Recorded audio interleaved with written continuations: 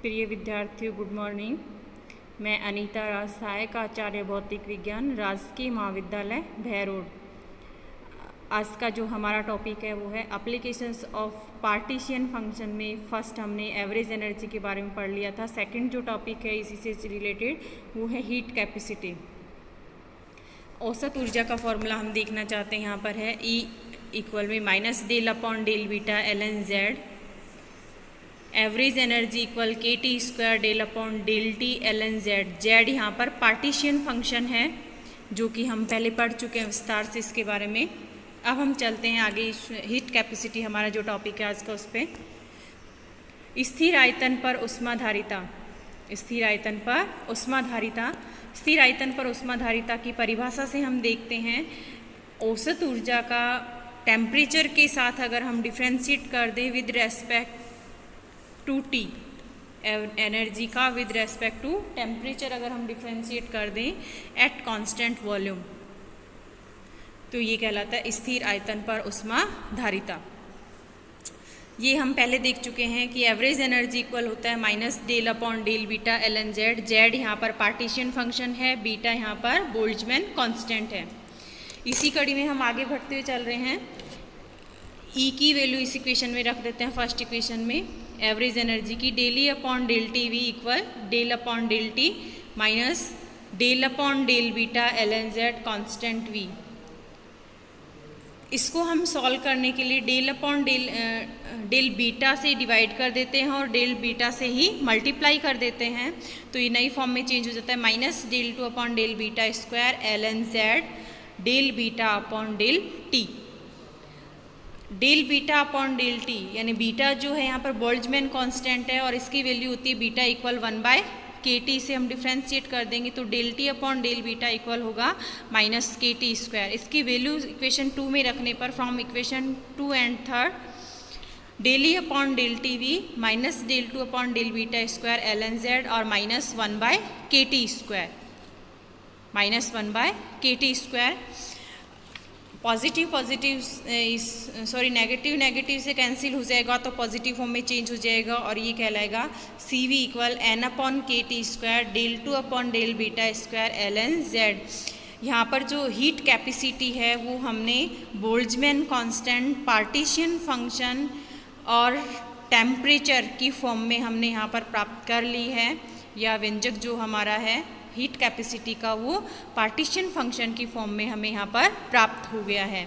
जहाँ पर हम देखना चाहें n यहाँ पर अवोगाद्रो नंबर है, k यहाँ पर कांस्टेंट है, t यहाँ पर टेम्परेचर है, बीटा बोल्ट्जमैन कांस्टेंट है और z यहाँ पर पार्टीशन फंक्शन है।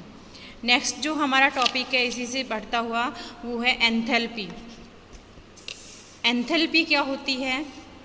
एंथैल्पी का जो फार्मूला है वो H इक्वल होता है N E plus P V. H equal N E plus P V. E यहाँ पर एनर्जी है, बार जो साइन लगा हुआ ये औसत को शो करता है, N यहाँ पर अवोगाद्रो नंबर है, P यहाँ पर प्रेशर है, V यहाँ पर वॉल्यूम है। चूँकि आदर्श गैस समीकरण के बारे में हम जानते हैं, आदर्श गैस समीकरण क्या होती है? पी वी इक्वल में nRT या P V equal nKT। n यहाँ पर 1 है इसलिए पी वी इक्वल में KT। चूँकि पी वी को हम यहाँ पर KT की फॉर्म में लिख रहे हैं, n से दोनों को मल्टीप्लाई कर रहे हैं तो ये होगा NE प्लस NKT। E यहाँ एवरेज एनर्जी है जो कि हमने पहले भी फॉर्म में प्राप्त किया है इसे। एवरेज एनर्जी जो है उसका व्यंजक होता है E bar equal K T square del upon del T ln z। ये वाली वैल्यू हम यहाँ पर रख देंगे प्लस NKT। दोनों इक्वेशंस जो दोनों टर्म्स हैं उनमें n कॉमन आ रहा है, k कॉमन आ रहा है और t कॉमन आ रहा है, तो हम यहाँ पर NKT बाहर ले लेते हैं 1 plus T del upon del T ln z।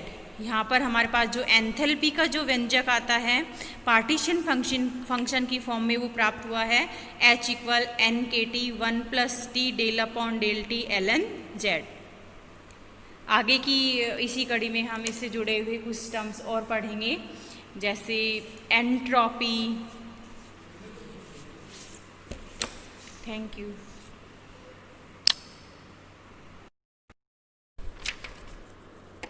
प्रिय विद्यार्थियों, जो आगे का हमारा जो टॉपिक था वो था एंट्रोपी। एंट्रोपी के बारे में हम देखना चाह रहे हैं। यहाँ पर एंट्रोपी जो है वो अव्यवस्था का ऑर्डर होती है। जितनी अधिक अव्यवस्था होगी वस्तु की एंट्रोपी उतनी ही अधिक होती है। देखिए यहाँ पर जेड जो पार्टीशन फंक्शन है उसको हम लेना चाह रहे हैं सिग्मा ई रेज़ टू की पावर माइनस बीटा ई आई। आई यहाँ पर अवस्था को शो करता है, या इसको हम ऐसे भी लिख सकते हैं ओमेगा ई रेज़ टू की power minus beta E. Omega E यहाँ पर अभिगम्य अवस्थाओं की संख्या है। चूँकि हम ई को ई एवरेज के रूप में काउंट कर रहे हैं, जेड इक्वल ओमेगा ई बार ई रेज़ टू की power minus beta E. Average साइन हम यहाँ पर काम में ले रहे हैं। एल एन जेड इसी कड़ी में आगे बढ़ेगा, एल एन ओमेगा ई बार माइनस बीटा ई। ये जो ऊपर की जो टर्म है इसको इसका हमने लॉग लिया है। लॉग लेने पे ये L N Z L N omega E minus यहाँ से ई एक्सपोनेंशियल टर्म हट जाएगी, ये सिंपल टर्म आएगी बीटा ई।